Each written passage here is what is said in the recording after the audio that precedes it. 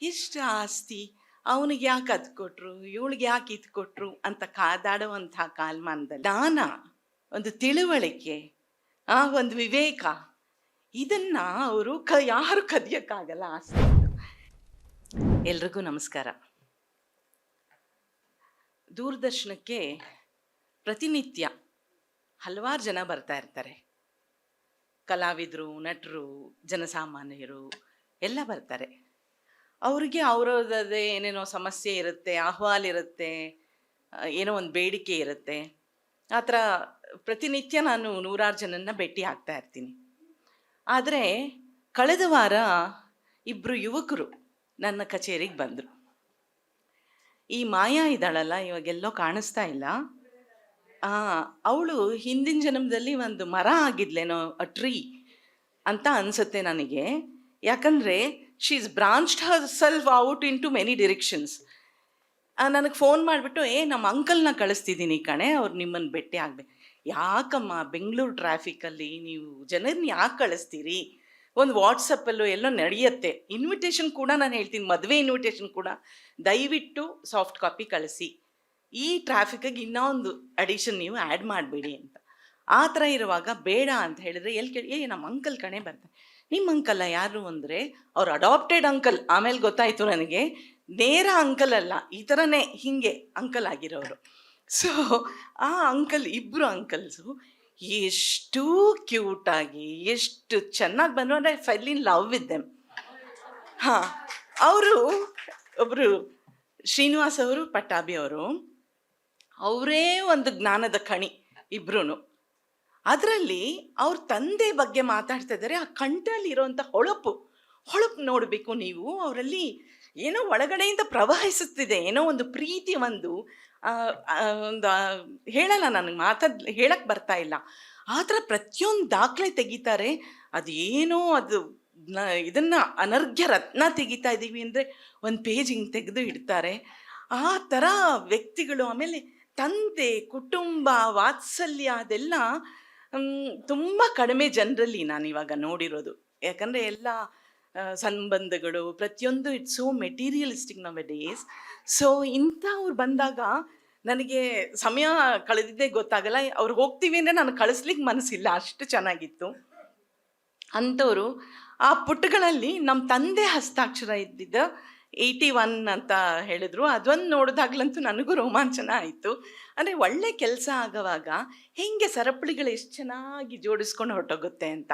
ಆ ಥರ ಆ ಒಂದು ನೆನಪಿನಂಗೆ ನಾನು ಇವಾಗ ಅವ್ರನ್ನ ಅಂಕಲ್ ಅಂತ, ನನಗೂ ಒಂದು ಅಡಾಪ್ಟೆಡ್ ಅಂಕಲ್ ಸಿಕ್ಕರು ಇಬ್ಬರು ನನಗೆ ಅಂತ. ಇವಾಗ ತಂದೆ ಕಾಲವಾದ ಮೇಲೆ ಈಗಿನ ಕಾಲದಲ್ಲಿ ಅವ್ರು ಏನು ವಿಲ್ ಬಿಟ್ಟರು, ಎಷ್ಟು ಆಸ್ತಿ ಅವನಿಗೆ ಯಾಕೆ ಅದು ಕೊಟ್ಟರು, ಇವಳಿಗೆ ಯಾಕೆ ಇದು ಕೊಟ್ಟರು ಅಂತ ಕಾದಾಡುವಂಥ ಕಾಲಮಾನದಲ್ಲಿ ಜ್ಞಾನ, ಒಂದು ತಿಳುವಳಿಕೆ, ಒಂದು ವಿವೇಕ, ಇದನ್ನು ಅವರು ಯಾರು ಕದಿಯಕ್ಕಾಗಲ್ಲ ಆಸ್ತಿ. ಇದು ಇಂಥ ಆಸ್ತಿನ ಅದನ್ನು ಎಂಜಾಯ್ ಮಾಡ್ತಾ ಇದ್ದಾರೆ ಆ ಆಸ್ತಿನ. The living with that.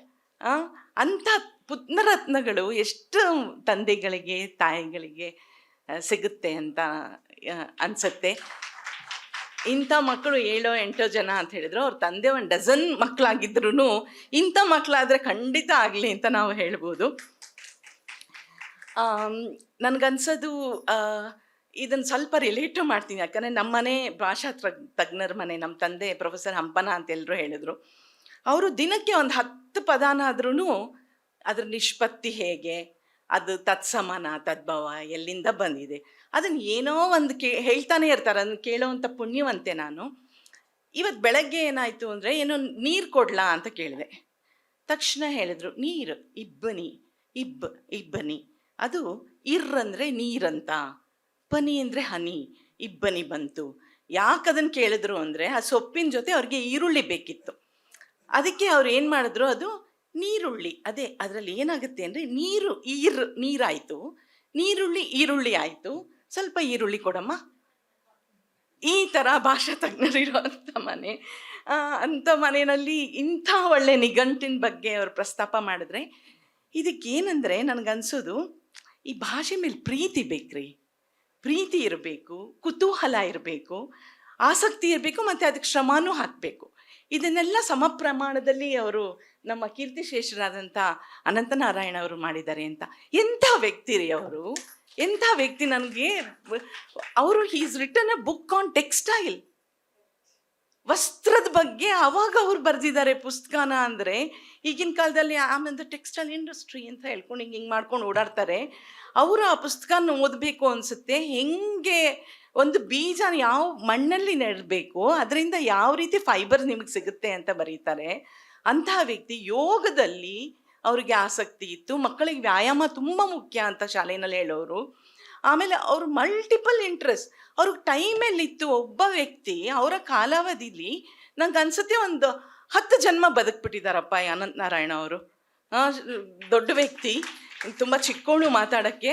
ಆದರೆ ಅವರಲ್ಲಿ ಇದ್ದಂಥ ಆಸಕ್ತಿ ಅದೇ ಮಕ್ಕಳಿಗೆ ಬಟ್ಟಿ ಇಳಿಸ್ಬಿಟ್ಟಿದ್ದಾರೆ. ಇವ್ರಿಗೆಲ್ರಿಗೂ ಪ್ರತಿಯೊಬ್ಬರಿಗೂ ಏನೋ ಒಂದು ಎಕ್ಸ್ಟ್ರಾ ಇದೆ, ಏನೋ ಒಂದು ಯು ಕ್ಯಾನ್ ಸಿ ದ್ಯಾಟ್.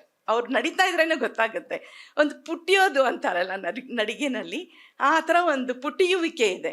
ಹಾಗಾದರೆ ಅವ್ರು ಇನ್ನೆಷ್ಟು ಚೆನ್ನಾಗಿದ್ದಿರ್ಬೋದು, ಅವ್ರಿನ್ನೆಷ್ಟು ನಮಗೆ ಅದು ಆ ಪುಣ್ಯ ಇಲ್ಲ ಬಿಡಿ.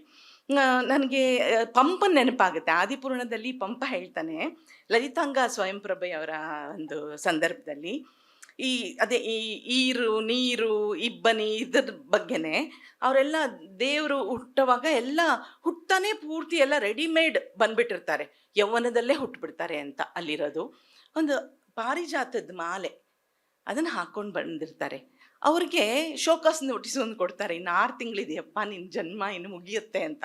ಅದು ಹೆಂಗೆ ಅಂದರೆ ಅವ್ರು ಹಾಕ್ಕೊಂಡಿರೋಂತಹ ಪಾರಿಜಾತದ ಹಾರ ಇರುತ್ತಲ್ಲ, ಅದು ಸ್ವಲ್ಪ ಮಂಕಾಗತ್ತಂತೆ. ಸ್ವಲ್ಪ ಮಂಕಾಗುತ್ತೆ ಅಂದರೆ ಅದನ್ನ ಏನಂತ ಬರೀತಾನೆ ಅಂದರೆ ಅವನು, ಸೂಡಿದ ಪಾರಿಜಾತದ ನಮೇರುವ ಬಾಸಿಂಗಂ ವಯ್ಯ ನೊಯ್ಯನೆ ಇರುಪ್ಪು ಇರ್ಪು ಓಡಿದಿದು. ಇರ್ಪು ಇಲ್ಲಿ ಹೇಳದ್ನಲ್ಲ ನಾನು, ಇರ್ಪು ಅಂದರೆ ಅದರಲ್ಲಿರೋಂಥ ದ ಮಾಯಿಶ್ಚರ್, ಅದು ಹೋಯಿತು ಅಂತ, ಅದು ಕಡಿಮೆ ಆಯಿತು ಒಂದು ಸ್ವಲ್ಪ ಅಂತ. ಆರ್ದ್ರತೆ ಮಾಧವತೆ ಅದೆಲ್ಲ ಕಡಿಮೆ ಆಯಿತು ಅಂತ. ಈ ರೀತಿ ಎಷ್ಟೋ ಪದಗಳು ಇವಾಗ, ಅದು ಅಚ್ಚ ಕನ್ನಡ ಪದ, ಅದು ನಮ್ಮ ಭಾಷೆನಲ್ಲಿ ಇವಾಗ ಇಲ್ಲವೇ ಇಲ್ಲ, ನಾವು ಬಳಸ್ತಾನೇ ಇಲ್ಲ. ಆ ರೀತಿಯ ಅನೇಕ ನೋಡಿ, ಅವರು ಅಳಿಯನ್ನು ಇದಕ್ಕೆ ಕೆಂಪು ಚೇಳು ಅಂತ ಬರೀತಾರೆ. ಅಳಿ ಅನ್ನೋದು ನಾವು ಏನೋ ಅಂದ್ಕೊಂಡಿರ್ತೀವಿ ಅಳೆಯೋದು ಅಂತ. ಆ ಥರ ಒಂದು ಇಷ್ಟು ನೀವು ಹೇಳ್ದಂಗೆ ನಮಗೆ ಈ ಅರ್ಥ ಇತ್ತ ಈ ಪದಕ್ಕೆ ಅನ್ನೋದು ಒಂದು ಆ ಪುಸ್ತಕದ ಬಗ್ಗೆನೇ ಬರೆಯೋಣ ಅಂತ ಅನ್ನಿಸ್ತಾ ಇದೆ ನನಗೆ. ಈ ಶಬ್ದಾರ್ಥಕೋಶದ ಬಗ್ಗೆ ವಿಶ್ವೇಶ್ವರ ಭಟ್ ಅವ್ರು ಪ್ರಕಟಿಸ್ತೀನಿ ಅಂದರೆ ನಾನು ಖಂಡಿತ ಒಂದು ಸ್ವಲ್ಪ ಬರ್ಕೊಡ್ತೀನಿ ಏನಾದರೂ ಆ ಪುಸ್ತಕದ ಬಗ್ಗೆ ಅಂತ.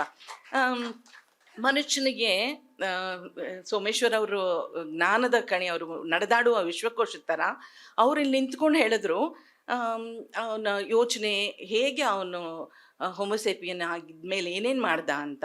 ನನಗನ್ಸುತ್ತೆ ದೊಡ್ಡ ಬಳವಳಿ ಅವನಿಗೆ ಸಿಕ್ಕಿದ್ದೇನು ಅಂದರೆ ಭಾಷೆ, ದ ಟೂಲ್ ಆಫ್ ಲ್ಯಾಂಗ್ವೇಜ್. ಆ ಲ್ಯಾಂಗ್ವೇಜ್ ಸಿಕ್ಕ ಮೇಲೆ ಭಾಷೆ ಬಂದದ್ದು ಅವನು ಜಗತ್ತಿನ ಚಕ್ರವರ್ತಿ ಆಗ್ಬಿಟ್ಟ, ಅನಭಿಷಕ್ತ ಚಕ್ರವರ್ತಿ ಆಗ್ಬಿಟ್ಟ ಮನುಷ್ಯ. ಹಾಗಾಗಿ ಶಬ್ದ ಮತ್ತು ಅರ್ಥ ಯಾವಾಗಲೂ ಒಟ್ಟಿಗೆ ಬರುತ್ತೆ. ಗುಡುಗು ಮಿಂಚು ಥರ ಅಲ್ಲ, ನಿಧಾನ ಅಲ್ವಲ್ಲ. ನಾನು ಹೇಳ್ತಾ ತಕ್ಷಣ ಇನ್ಸ್ಟೆಂಟಾಗಿ ನಿಮ್ಮ ಮನಸ್ಸಿಗೆ ಹೋಗ್ತಾ ಇದೆ ಅಲ್ವ. ನಾನು ಎಂಥದ್ರಿ ಇದು ಶಬ್ದ ಅರ್ಥ ಎರಡೂ. ಅದಕ್ಕೆ ಕಾಳಿದಾಸ ರಘುವಂಶದ ಆರಂಭದಲ್ಲೇ ಹೇಳ್ತಾನೆ, ವಾಗಾರ್ಥವಿವ ಸಂಪರ್ಕ್ತೆ ವಾಗಾರ್ಥ ಪ್ರತಿಪತ್ತೆಯೇ ಜಗತೌ ಪಿತರೌ ಒಂದೇ ಪಾರ್ವತಿ ಪರಮೇಶ್ವರಂ ಅಂತ ಹೇಳ್ತಾನೆ. ಹಂಗಂದ್ರೆ ನೀವಿಬ್ರು ಪಾರ್ವತಿ ಪರಮೇಶ್ವರ ಎಷ್ಟು ಚೆನ್ನಾಗಿ ಅವಿನಾಭಾವ ಸಂಬಂಧದಲ್ಲಿದ್ದಾರಲ್ಲ, ಆ ಥರ ಭಾಷೆದು ಶಬ್ದ ಮತ್ತು ಅರ್ಥ ಒಟ್ಟಿಗೆ ಇರುತ್ತೆ ಅಂತ ಹೇಳ್ತಾನೆ. ಇಂಥ ಮಹಾನುಭಾವರಾಗಿ ಹೋಗಿದ್ದಾರೆ ರೀ. ನಾವು ಏನೇನೂ ಅಲ್ಲ, ನಾವು ಏನೋ ಅಂದ್ಕೊಂಡಿರ್ತೀವಿ, ಏನೇನೂ ಅಲ್ಲ. ಇವ್ರನ್ನೆಲ್ಲ ಓದಿದಾಗ ಇದನ್ನೆಲ್ಲ ನೋಡಿದಾಗ ಏನು ವ್ಯರ್ಥ ಮಾಡ್ತಾ ಇದ್ದೀವಿ ನಮ್ಮ ಜೀವನ ಅಂತ ಅನ್ನಿಸ್ಬಿಡುತ್ತೆ. ಇಂಥ ಮಹಾನುಭಾವರು ಇರೋದ್ರಿಂದ ಜೀವನ, ನಮ್ಮ ಬದುಕು ಸಹನೀಯ ಆಗುತ್ತೆ, ಬ್ಯೂಟಿಫುಲ್ ಅನಿಸುತ್ತೆ. ಇಂಥದ್ದೊಂದು ಪುಸ್ತಕ ಕೈಯಲ್ಲಿ ತಗೊಂಡ್ರೆ ಅದು ಒಳಗಡೆಯಿಂದ ನಮಗೆ ಒಂದು ಫುಲ್ಫಿಲ್ಮೆಂಟ್ ಬರುತ್ತಲ್ಲ, ಅದು ನನಗನ್ಸುತ್ತೆ ಅದೊಂದು ಇಟ್ಸ್ ಅ ಗ್ರೇಟೆಸ್ಟ್ ಫೀಲಿಂಗ್ ಅಂತ. ಸೊ ಇಂಥ ಒಂದು ಇದನ್ನು ಮಾಡೋದಕ್ಕೆ ನೋಡಿ, ಇಲ್ಲೆಲ್ಲ ನೀವು ಬಳಗದವ್ರು ಬಂದಿದ್ದೀರಾ. ಅನಂತ ನಾರಾಯಣ ಅವರು ಇವತ್ತು ವಿಲ್ ಬಿ ಸ್ಮೈಲಿಂಗ್, ಎಷ್ಟು ಖುಷಿಯಿಂದ ವಿಲ್ ಬಿ ಓವರ್ವೆಲ್ಮ್ಡ್ ಅಂತ ಅನಿಸುತ್ತೆ ನನಗೆ. ಯಾರು ಈಗಿನ ಕಾಲದಲ್ಲಿ ಈ ಥರ ಎಲ್ಲ ಮಾಡ್ತಾರೆ? ಹೋದ್ಮೇಲೆ ಆ ಪುಸ್ತಕಗಳನ್ನ ತಂದು ಹುಡುಕಿ ದಿನಗಟ್ಟಲೆ ಗಂಟೆಗಟ್ಟಲೆ ಅದನ್ನು ವ್ಯಯಿಸಿ, ಆಮೇಲೆ ಅವ್ರ ಮೊಮ್ಮಕ್ಕಳು ಅಷ್ಟೇ, ಮರಿಮಕ್ಕಳು ಎಲ್ಲ ಯಾವುದೋ ಒಂದು ಹಬ್ಬದ ವಾತಾವರಣ ಇದು. ಒಂದು ಮದುವೆ ಮನೆಗೆ ಬಂದಂಗೆ. ಎಷ್ಟು ಚೆನ್ನಾಗಿ ಸಡಗರಿಸಿ ಓಡಾಡಿ ಇಂಥ ಕೆಲಸವನ್ನ ಮಾಡ್ತಾ ಇದ್ದೀರಲ್ಲ, ಇಂಥ ಸಂತತಿ ಸಾವಿರ ಆಗಲಿ ಅಂತ ಹೇಳ್ತಾ, ನನ್ನ ಇಲ್ಲಿ ಕರೆದು ಇಲ್ಲಿ ಮಾತನಾಡಲಿಕ್ಕೆ ಅವಕಾಶ ಮಾಡಿಕೊಟ್ಟ ಎಲ್ಲ ದೊಡ್ಡ ಮನಸ್ಸುಗಳಿಗೆ ವಂದನೆಗಳು, ನಮಸ್ಕಾರ.